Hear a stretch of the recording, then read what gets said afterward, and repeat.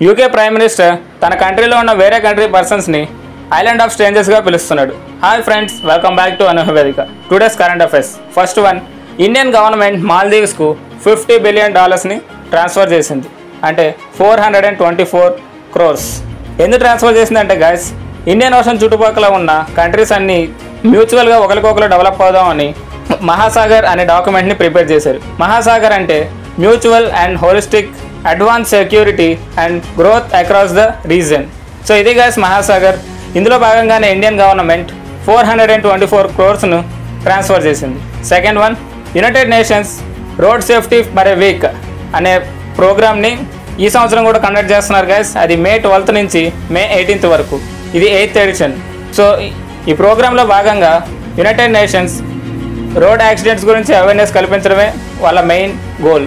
So ఈ సంవత్సరం theme ఏంటంటే వాకింగ్, సైక్లింగ్, సేఫ్టీ. మనందరికీ తెలుసు ప్రతి సంవత్సరం ఎన్నో రోడ్ యాక్సిడెంట్స్ జరుగుతుంటాయి. ఆ రోడ్ యాక్సిడెంట్స్లో సుమారు 12 లక్షల మంది చనిపోతున్నారంట గైస్. అలాగే 5 కోట్ల మంది గాయపడుతున్నారు.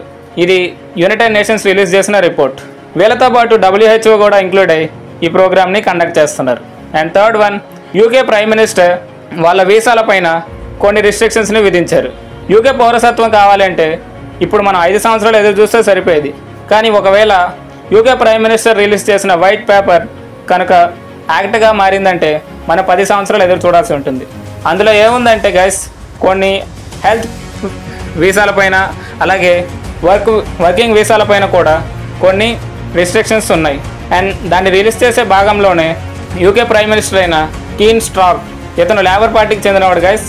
ఇతను తన కంట్రీలో ఉన్న వేరే పర్సన్స్ ఐలాండ్ ఆఫ్ స్ట్రేంజర్స్ వలన యూకే ఎకానమీ దెబ్బతినే అవకాశం ఉందని పేర్కొన్నారు. సో ఇవి గైస్ ఈరోజు కరెంట్ అఫైర్స్.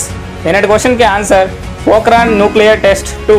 1998లో అబ్దుల్ కలాం చేసిన న్యూక్లియర్ టెస్ట్ వలన ఆ రోజు May 11th science and technology డేగా జరుపుకుంటున్నాం. అండ్ ఇవాటి క్వశ్చన్, ఏ కంట్రీ ప్రెసిడెంట్ ఎక్కువ గంటల పాటు మీడియాతో కాన్ఫరెన్స్ నిర్వహించి వరల్డ్ రికార్డ్ని క్రియేట్ చేశాడు? మీకు ఆన్సర్ తెలిస్తే కామెంట్ చేయండి గైస్. అండ్ ఈ వీడియోని నచ్చినట్లయితే లైక్ చేయండి, మీ ఫ్రెండ్స్కి షేర్ చేయండి. అండ్ అనూహ్య వేదిక ఛానల్ని సబ్స్క్రైబ్ అండ్ ఇన్స్టాగ్రామ్, ఫేస్బుక్ని కూడా ఫాలో చేయండి. Thank you guys.